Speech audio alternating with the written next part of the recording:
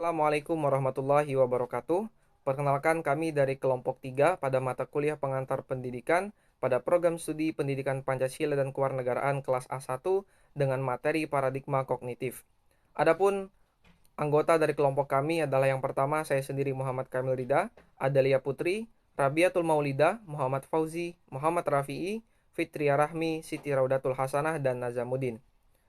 Adapun materi yang akan kami bahas ada tiga. Yang pertama adalah tentang penjelasan aliran kognitif, yang kedua aliran teori kognitif, dan yang ketiga implikasi aliran teori kognitif dalam pembelajaran. Materi yang pertama adalah tentang aliran kognitif. Penggunaan istilah kognitif berasal dari kata cognition yang memiliki arti pengertian, mengerti. Kognisi memiliki arti yang luas. Di dalamnya mencakup tentang perolehan, penataan, dan penggunaan pengetahuan. Teori belajar kognitif ini memfokuskan kajiannya pada bagaimana untuk mengembangkan fungsi kognitif individu agar dapat difungsikan dalam proses belajar dengan baik, di mana ini merupakan faktor penting bagi individu yang harus bisa dikembangkan dalam proses pembelajaran, karena kemampuan setiap individu dalam proses pembelajaran sangat ditentukan oleh fungsi kognitif. Kognitivisme banyak digunakan dalam dunia pendidikan, terkhusus dalam perancangan suatu sistem instruksional. Namun, teori ini juga memiliki kritik, di mana teori ini lebih dekat kepada aspek psikologi ketimbang aspek belajar, sehingga pada saat pengaplikasiannya pada proses belajar dan mengajar menjadi tidak mudah. Dan teori ini juga susah untuk dikerjakan secara murni karena tidak mungkin memahami setiap struktur kognitif yang terdapat pada setiap benak siswa. Berbeda dari paradigma perilaku yang menekankan pada struktur lingkungan internal sebagai pengkondisi perilaku internal individu, dan paradigma humanisme yang memberikan perhatian utama pada kajian tentang struktur perseptual dan kebutuhan dan dorongan dasar alamiah individu. Paradigma kognitif ini lebih memfokuskan pada penemuan dan pembentukan makna sendiri oleh individu berdasarkan mekanisme-mekanisme internal atau intrapersonal manusia itu sendiri, di mana paradigma kognitif menjadikan objek atau domain kajian dan pengembangan disiplin ilmu pendidikan, dan pendidikan disiplin ilmu adalah struktur kognitif atau skema kognitif. Di sini saya akan menjelaskan teori perkembangan kognitif dari Jean Piaget. Teorinya memberikan banyak konsep utama dalam lapangan psikologi perkembangan dan berpengaruh terhadap perkembangan konsep kecerdasan yang bagi Piaget berarti kemampuan untuk secara lebih tepat merepresentasikan dunia dan melakukan operasi logis dalam representasi konsep yang berdasar pada kenyataan. Jean Piaget. Teori perkembangan kognitif dikembangkan oleh Jean Piaget, seorang psikolog Swiss yang hidup pada tahun 1896 sampai dengan 1980.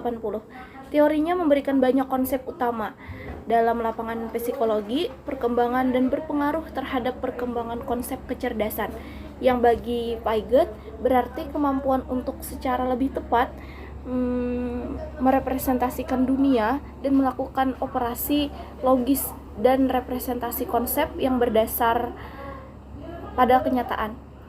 Teorinya memberikan banyak sekali konsep utama dalam lapangan psikologi, perkembangan, dan berpengaruh terhadap perkembangan konsep kecerdasan, yang bagi Piaget berarti kemampuan untuk secara lebih tepat mempresentasikan dunia dan melakukan operasi logis dalam representasi konsep yang berdasar pada kenyataan.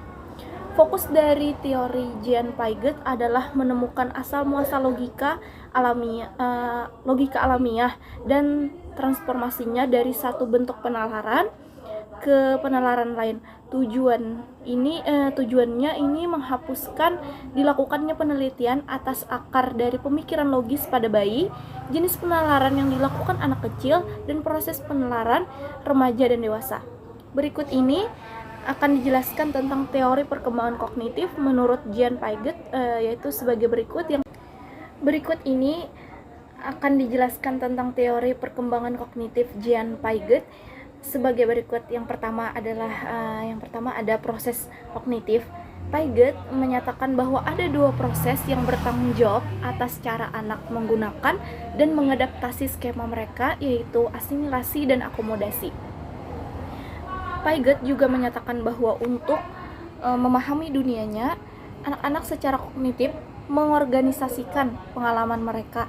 Organisasi adalah konsep Piaget yang berarti usaha mengelompokkan perilaku yang terpisah-pisah ke dalam urutan yang lebih teratur, ke dalam sistem fungsi kognitif. Dan adapun ekuilibrasi adalah suatu mekanisme yang dikemukakan Piaget untuk menjelaskan bagaimana anak bergerak dari satu tahap pemikiran ke tahap pemikiran selanjutnya. Dan yang kedua ada tahap-tahap Piagetan.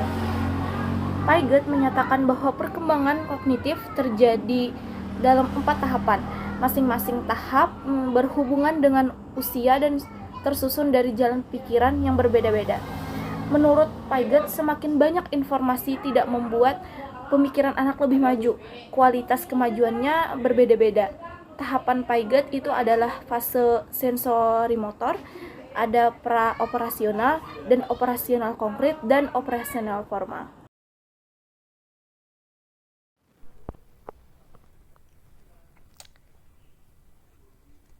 Ya, teori perkembangan kognitif Vygotsky. Ada 3 klaim dalam inti pandangan Vygotsky. 1. Keahlian kognitif anak. Teori perkembangan Lewin. Kurt Lewin mengembangkan suatu teori belajar kognitif flat dengan menaruh perhatian kepada kepribadian dan psikolog sosial. Menurut Lewin, belajar berlangsung sebagai akibat dari perubahan dalam struktur kognitif. Lewin berpendapat bahwa tingkah laku merupakan hasil interaksi antar kekuatan baik yang berasal dari individu seperti tujuan, kebutuhan tekanan, kejiwaan, maupun yang berasal dari luar individu seperti tantangan dan permasalahan. Teori kognitif Jerome Bruner. Dalam teori belajar, Jerome Bruner berpendapat bahwa kegiatan belajar akan berjalan baik dan kreatif jika siswa dapat menemukan sendiri suatu aturan atau kesimpulan tertentu. Dalam hal ini, Bruner membedakan menjadi 3 tahapan, yaitu 1. Tahapan informasi, yaitu tahap awal untuk memperoleh pengetahuan atau pengalaman baru. 2. Tahap informasi, yaitu tahap memahami, mencerna, dan menganalisis pengetahuan baru, serta mentransformasikan dalam bentuk baru mungkin bermanfaat untuk hal-hal yang lain. Ketiga, tahap evaluasi, yaitu untuk mengetahui apakah hasil transformasi pada tahap kedua tadi benar atau tidak. Baik, selanjutnya saya akan menjelaskan tentang teori kognitif sosial Albert Bandura. Teori kognitif sosial atau social cognitive theory adalah sebuah penanaman baru dari teori belajar atau social learning theory yang dikembangkan oleh Albert Bandura.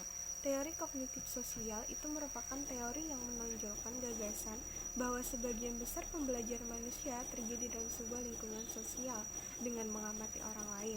Manusia memperoleh pengetahuan, aturan-aturan, keterampilan-keterampilan, strategi-strategi, keyakinan-keyakinan, dan sikap-sikap. Bandura juga mengembangkan teorinya untuk membahas cara-cara orang memiliki kendali atas peristiwa dalam hidup mereka melalui pengaturan diri atas pikiran-pikiran dan tindakan mereka.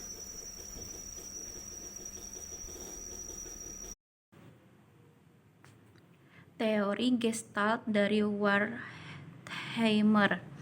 Teori Gestalt berpengaruh terhadap teori belajar kognitivisme. Hukum-hukum tersebut meliputi hukum sinergis, keterdekatan, kesamaan, ketertutupan, dan kesinambungan. Guru yang berorientasi pada Gestalt akan menekankan kebermaknaan dan pengertian. Bagian-bagian harus selalu dikaitkan dengan keseluruhan sehingga mempunyai makna bagi siswa. Nama-nama dan data sejarah tidak akan mempunyai makna kecuali jika dihubungkan dengan kejadian sekarang atau dengan sesuatu yang penting secara personal terhadap siswa. Satu pengertian sejarah adalah hal yang penting dan itu dicapai dengan mempelajari event-event individual. Tetapi pengertian sejarah selalu lebih besar daripada jumlah-jumlah event-event individual itu. Implikasi teori belajar menurut aliran psikologi kognitif dalam pembelajaran.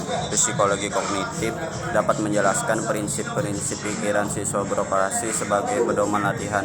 Danim dan Hairil menyatakan bahwa guru-guru pada umumnya sudah tahu fakta kunci aktivitas di kelas.